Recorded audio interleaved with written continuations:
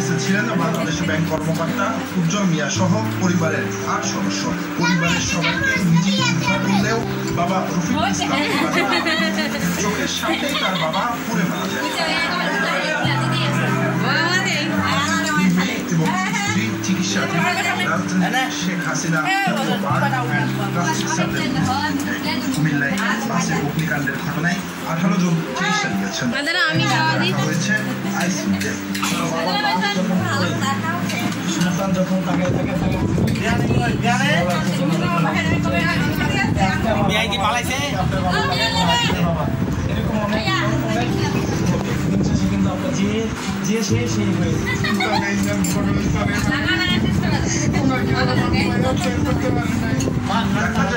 অগ্নিকাণ্ডের ঘটনায় আহত বেশিরভাগেরই 10% দগ্ধ হয়েছে।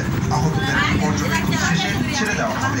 এদের মধ্যে 60 বছর বয়সী গোলাম হোসেনের 31% পুড়ে যাওয়ায় অবস্থা 3 জন রোগী আমাদের এখানে ভর্তি আছে। একজনকে আমরা ঢাকা মেডিকেলে রেফার করেছি, কিন্তু আইসিইউ যে রোগী তার অবস্থা খুব খারাপ। এখানে শুধু বিভিন্ন অংশ মিলে 31% চলে গেছে। বৃহস্পতিবার বিকেলে মধুপুর এক্সপ্রেসের বাসটি চাঁদপুরের মধ্যপ্রদেশ ঢাকা চট্টগ্রাম মহাসড়কের কুমিল্লার বাস স্ট্যান্ডে পৌঁছালে বাসটিতে আগুন ধরে যায়। অগ্নিকাণ্ডে দগ্ধ হয়ে মারা গেছেন আরও অন্তত 22 জন। এদিকে নারায়ণগঞ্জে গ্যাস সিলিন্ডার লিকেজে অগ্নিদগ্ধের ঘটনায় শেখ হাসিনা জাতীয় বার্ন ও প্লাস্টিক সার্জারি ইনস্টিটিউটে আরও একজন মারা গেছেন।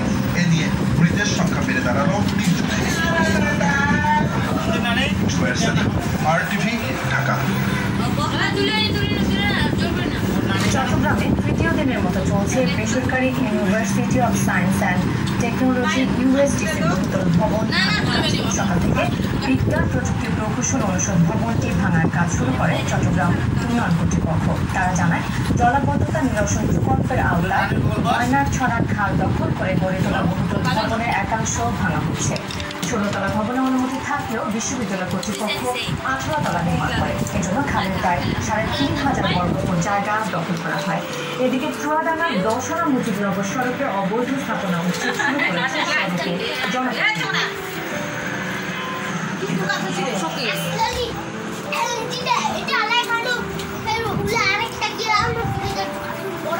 পুলিশ সুপারের কার্যালয়ে সাংবাদিক মন্ত্রণের প্রতিবাদে রাজনৈতিক ও প্রশাসনের সংবাদ বর্জন করেছেন কুষ্টিয়া জেলার সাংবাদিকরা। দুপুরে প্রেস ক্লাবের জরুরি সভায় জেলায় কর্মরত সাংবাদিকদের 5টি সংগঠনের নেতারা ঘোষণা দেন।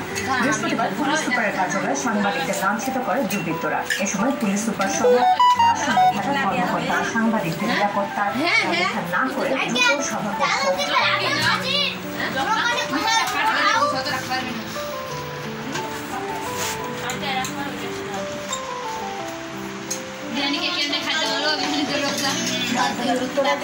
হ্যাঁ বিয়ানি খাওয়াই দাও, বিয়ানি খাওয়াই দাও।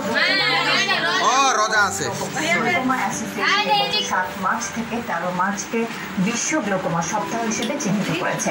এই উপলক্ষে ঢাকা আই কেয়ার হসপিটাল উত্তরায় দিনব্যাপী বিনামূল্যে চোখ পরীক্ষা এবং গ্লোকোমা রোগ শনাক্তকরণ কর্মসূচি পালন করেছে। এছাড়াও গ্লোকোমা রোগ সম্পর্কে জনগণকে সচেতন করার লক্ষ্যে একটি সেমিনারও আয়োজন করা হয়েছে। এ সময় উপস্থিত ছিলেন গ্লোকোমা রোগ বিশেষজ্ঞ অধ্যাপক হারুনুর রশিদ, ঢাকা আই কেয়ার হসপিটালের চেয়ারম্যান চক্ষু বিশেষজ্ঞ ডাক্তার গোলাম সারওয়ার, আমি খাইছি।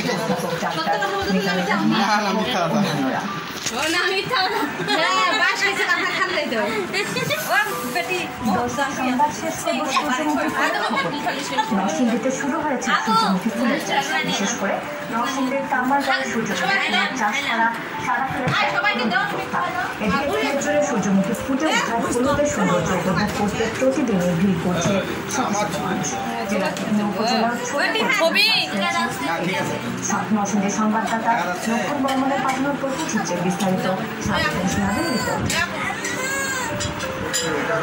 নরসিংদী সদর উপজেলার কামারগাঁওয়ের স্কুল শিক্ষক সাইদুর রহমান শিবুল কৃষির প্রতি গভীর নেশা থেকেই শিক্ষকতার